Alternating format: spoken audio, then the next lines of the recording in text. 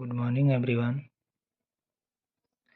आज हम लोग आईसीएससी बोर्ड का क्लास 10 का सेलिना बुक का फर्स्ट चैप्टर सीखने जा रहे हैं।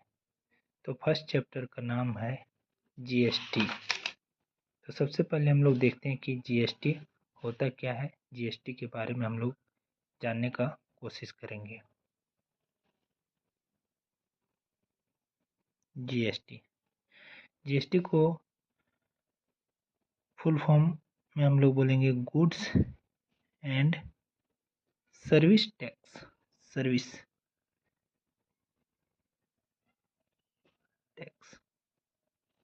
इसमें हम लोग को क्या पढ़ना है वो डिटेल से जानते हैं।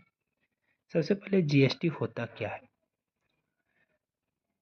तो जीएसटी हम उसे बोलते हैं जब हम लोग कोई सामान वगैरह खरीदते हैं या कोई भी चीज़ हम लोग कोई जॉब वगैरह करते हैं तो उसमें हमें एक मनी पे करना पड़ता है और उसी मनी को हम लोग टैक्स के रूप में जानते हैं और उसको दो तरीके से लिया जाता है। अभी जीएसटी हमसे लेता कौन है? तो जीएसटी हमसे गवर्नमेंट लेती है। इसमें से पहला जो टैक्स होता है उसको हम लोग बोलते हैं डायरेक्ट टैक्स और दूसरा जो होता है वो इनडायरेक्ट होता है।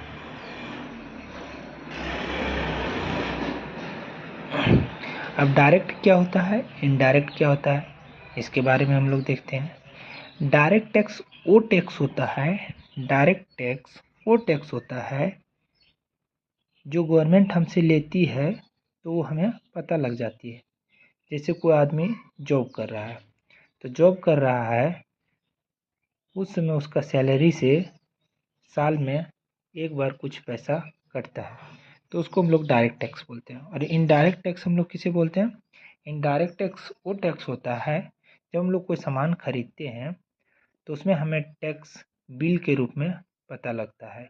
जैसे एक पेन हम लोग खरीदें तो पेन 5 रुपये का है या कोई भी 7 रुपये का या 10 रुपये का है तो वो सब हम लोग जब खरीदते हैं तो उसमें हमको टैक्स पता नहीं लगता है। लेकिन कोई बिलिंग वाला चीज़ खरीदते हैं जिसे हमें बिल दिया जाता है तो उसका टैक्स हम लोग को पता चल जाता है। उसमें टैक्स लिखा हुआ रहता है कि इतना जीएसटी लगा। तो इस तरह से जीएसटी दो तरीके से समझ सकते हैं हम लोग, एक डायरेक्ट एक इनडायरेक्ट।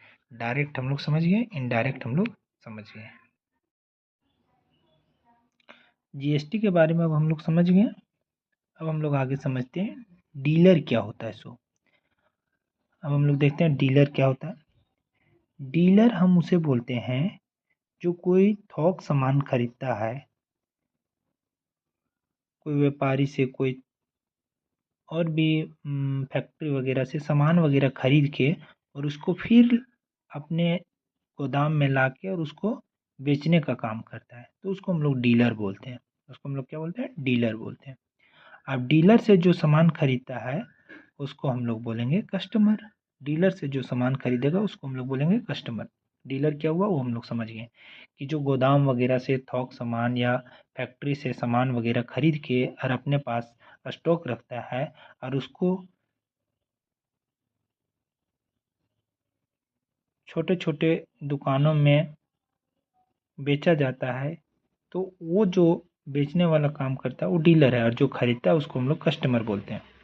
डीलर हम लोग समझ गए। अब हम लोग समझेंगे पहला चीज़ कि कॉस्ट प्राइस क्या होता है। कॉस्ट प्राइस क्या होता है? अब जैसे डीलर कोई सामान सेल कर रहा है और कस्टमर सामान खरीदा तो कस्टमर जिस प्राइस में सामान खरीदेगा उसी को हम लोग बोलेंगे कॉस्ट प्राइस। उसको हम लोग क्या बोलेंगे? कॉस्ट प्राइस बोलेंगे। फिर आ जाता है लिस्ट प्राइस। अब लिस्ट प्राइस हम लोग समझते हैं। लिस्ट प्राइस का एक और नाम होता है एमआरपी। एमआरपी मतलब मार्केट प्राइस, या तो मार्क प्राइस भी बोल सकते हैं या मार्केट प्राइस भी बोल सकते हैं। ठीक। अब लिस्ट प्राइस क्या होता है? लिस्ट प्राइस वो प्राइस होता है जो डीलर अपने सामान का प्राइस लगा के रखता है। जैसे मान लीजिए कोई एक हम लोग बुक खरीदने गए और बुक का जो प्राइस था वो 350 था तो वो जो 350 बुक का प्राइस है वो लिस्ट प्राइस कहलाया। और उसमें कुछ छूट दिया या कुछ नहीं दिया तो बाकी की बात है। लेकिन लिस्ट प्राइस मतलब जो प्राइस आर्टिकल पर या सामान पे लगा हुआ है उसी को हम लोग बोलेंगे लिस्ट प्राइस। फिर आता है डिस्काउंट। डिस्काउंट हम लोग समझते हैं, डिस्काउंट क्या होता है उसके बारे में हम लोग जानते हैं। डिस्काउंट क्या होता है कि डीलर जो प्राइस अपने आर्टिकल पर लगा के रखता है, अब उसको कोई कस्टमर खरीदने गया तो कस्टमर जो है सो उतना पैसा नहीं पेड करने के मूड में है, तो उसने बोला कि आप इस सामान पे मुझे कुछ छूट दीजिए, तो डीलर कुछ छूट जो देगा उसी को हम लोग डिस्काउंट बोलते हैं। डीलर जो कुछ छूट देगा उसको हम लोग क्या बोलेंगे, डिस्काउंट बोलेंगे। अब डिस्काउंट के बाद आता है सेलिंग प्राइस।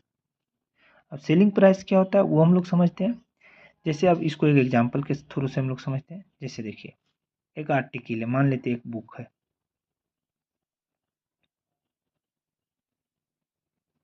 एक क्या है, बुक है। बुक का प्राइस था मान लीजिए 400। बुक का प्राइस था 400। अब कोई कस्टमर खरीदने गया डीलर से। अब डीलर बोला कि ये बुक का प्राइस 400 है, लेकिन कस्टमर बोला कि नहीं इसमें कुछ हमको छूट दीजिए। तो मान लेते हैं कि डीलर उसको 50 रुपये का छूट दे दिया, तो मतलब बुक जो है कस्टमर कितना में खरीदेगा, 350 में। तो ये जो 350 हुआ इसको हम लोग बोलेंगे सेलिंग प्राइस, और सेलिंग प्राइस को शॉर्ट में बोलेंगे एसपी। और ये जो 50 हुआ इसको बोलेंगे हम लोग डिस्काउंट। और ये जो 400 हुआ इसको बोलेंगे लिस्ट प्राइस, या तो इसी को बोलेंगे एमआरपी। तो यहाँ से हम लोग को एक एग्जांपल से सारा क्लियर हुआ। Dealer, cost price, list price, discount और सेलिंग प्राइस, ये हो गया हम लोग का। अब ये डीलर के लिए हुआ एसपी। डीलर जिसको 350 में बेचा तो उसके लिए एसपी हुआ, लेकिन कस्टमर इसको खरीदा तो कस्टमर के लिए ये सीपी हो गया। कस्टमर के लिए क्या हो गया, सीपी हो गया। बुक का प्राइस 400 था। अब 400 में बुक डीलर बेचना चाह रहा था, लेकिन कोई कस्टमर गया तो बोला 400 में हम लोग नहीं लेंगे, तो डीलर उसको 50 रुपये का डिस्काउंट दिया। तो 50 रुपये का डिस्काउंट के बाद डीलर उसको बेचा 350 में। और ये 350 डीलर बेचा 350 में, तो डीलर के लिए एसपी हुआ, बट कोई कस्टमर खरीदा तो उसके लिए ये सीपी हुआ। तो यहाँ से हम लोग का जीएसटी के आगे dealer, cost price, list price, discount और सेलिंग प्राइस ये क्लियर हो गया। आगे अब हम लोग देखते हैं जीएसटी के बारे में थोड़ा बहुत बेसिक हम लोग जान गए। अब हम लोग एक एग्जांपल के थ्रू से उसको और डिटेल से जानने का कोशिश करते हैं। चलिए एक क्वेश्चन हम लिखे हैं, देखते हैं क्वेश्चन के बारे में। जैसे कोई सामान है, कोई कस्टमर खरीदा, तो कस्टमर जब खरीदने गया था तो जो डीलर है उस सामान का एमआरपी कितना बताया, 5000। उस सामान का एमआरपी 5000 बताया। और फिर डीलर बोला कि मैं इस 5000 में आपको 20% का डिस्काउंट दूंगा ऑन एमपी। एमपी मतलब मार्क प्राइस में 20% का डिस्काउंट देगा। फिर डीलर बोला कि लेकिन सामान आप खरीदिएगा तो उस पर 18% का आपको टैक्स भी लगेगा, 18% का टैक्स लगेगा। तो इस क्वेश्चन से हमको टैक्स निकालना है और फिर उस सामान खरीदा ग्राहक या कस्टमर तो उसको कितना पे करना पड़ा वो निकालना है। चलिए इसको हम लोग सोल्यूशन करते हैं। सबसे पहले हम लोग निकालते हैं कि वो सामान 20% डिस्काउंट देने के बाद कितना का रहा। तो यहाँ से हम लोग बोल सकते हैं S P is equal to formula होता है एमआरपी माइनस डिस्काउंट। तो एमआरपी हम लोग का दिया हुआ है 5000। एमआरपी कितना दिया हुआ है, 5000।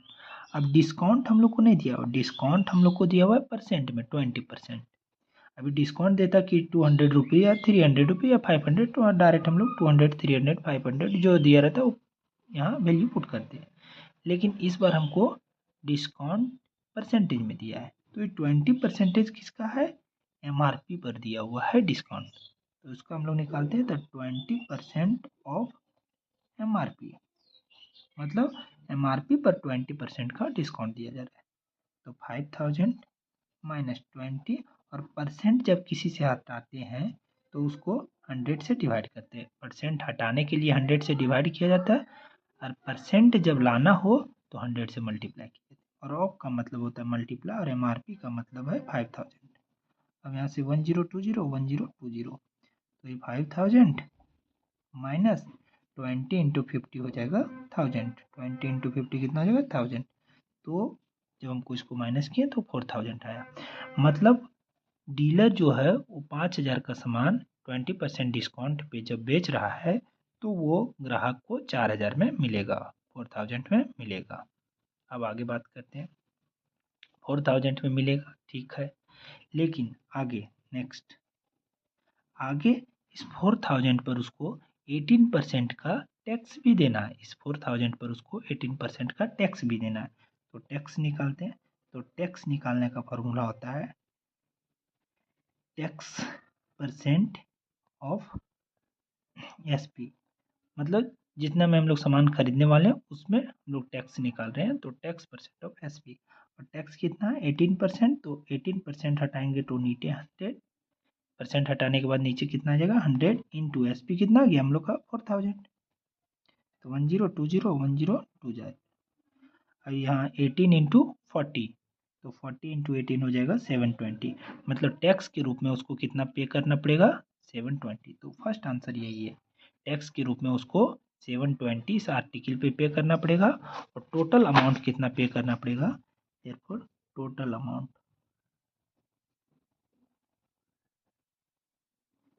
Amount is equal to SP plus tax.